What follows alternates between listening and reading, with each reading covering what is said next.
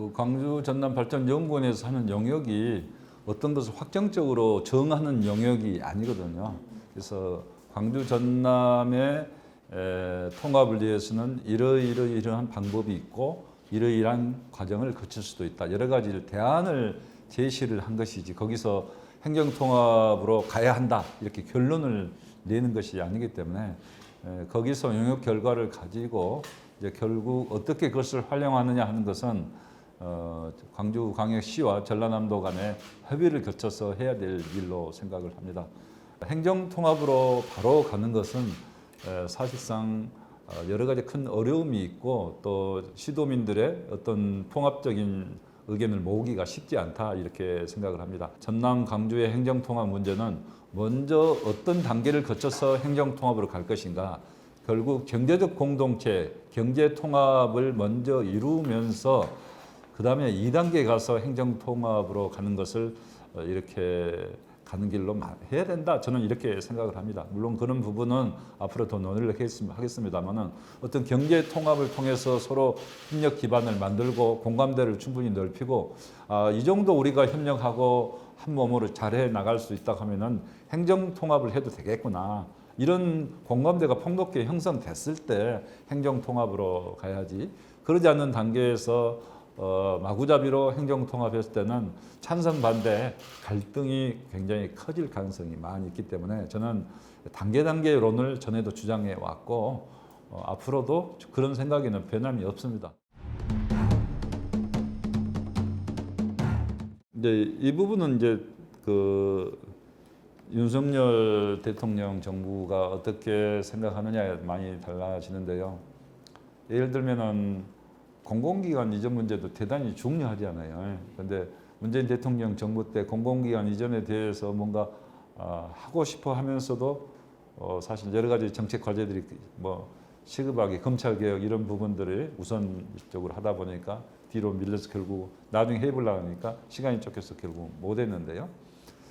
저는 이제 공공의료 확충이라는 그 큰 틀의 문제는 코로나 상황을 겪으면서 굉장히 시급한 문제가 됐기 때문에 국민적인 공감대가 다 형성되어 있다고 봐요. 그래서 윤석열 정부에서 가능한 초창기에 1, 2년 내에 이 문제를 좀 다뤄서 결론을 좀 내줬으면 합니다. 행정수도 할 때는 우리는 꼭 서울 내지는 서울에 가까워야 된다. 이렇게 생각했잖아요. 근데 이제 지도를 거꾸로 놓고 보면은 우리가 태평양을 바라보는 중심이 우리 대한민국이 이제 꽃으로 비유되고 암술, 수술 이것도 비유하잖아요.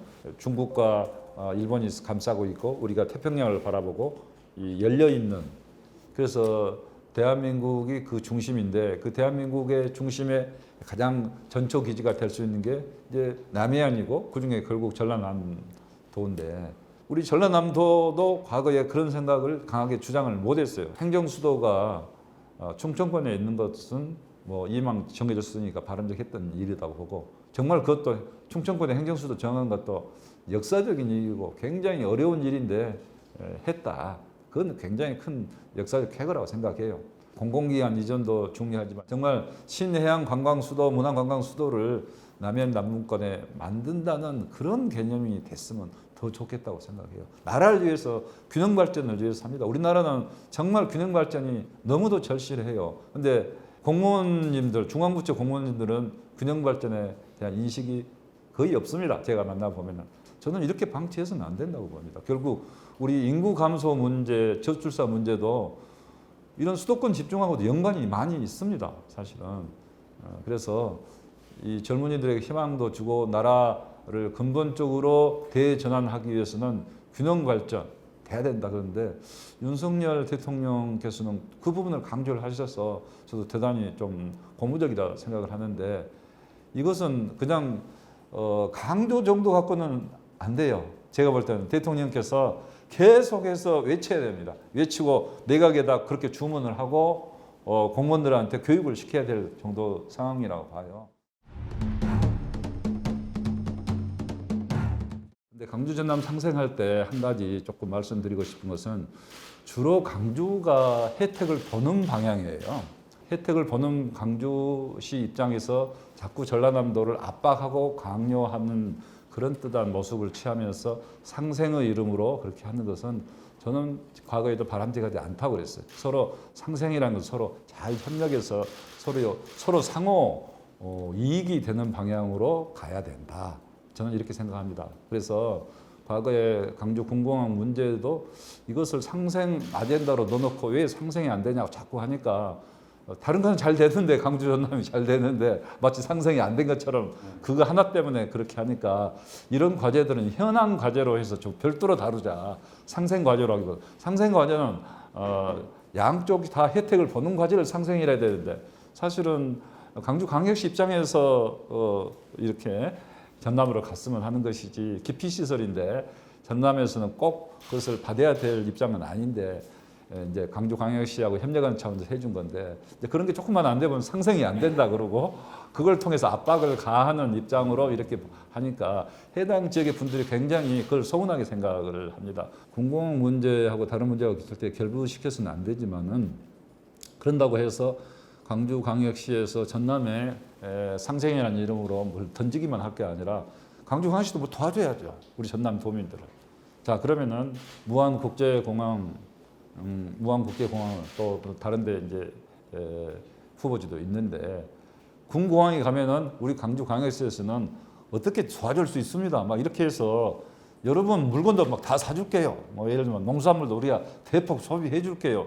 뭐 이렇게 전폭적으로 좀 이렇게 그 책임지겠습니다. 막 여러분 발전 뭐 이런 뜻으로 좀 나 같으면은 좀 그런 느낌이 들 때가 많이 있었어요.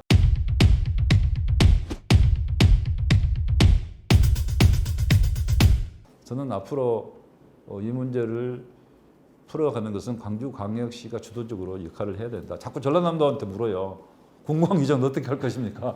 전라남도한테 묻단 말이에요. 그래서 제가 가끔 그런 얘기 합니다. 어떻게 보면은 전라남도가 키를 갖고는 있다 하지만은 그 광주 군공항 문제를 해법을 제시하고 문제를 해결해야 될 주체는 광주광역시인 거죠. 그러니까 국가적으로 이것을 그 해결하겠다는 의지가 확고하다 하면은 확실한 인센티브, 지역 발전 대책을 이렇게 마련을 하고 아예 공모를 할 수도 있잖아요. 자신 있으면 그 정도로 해줘야 이 문제가 해결되는데 자꾸 이 부분을 돈을 아끼려고 하는데 이 돈이 개인에게 나눠준 돈이 아니라는 거죠. 어떤 지역을 발전시키는 지역 발전에 대한 투자라는 거지 그게.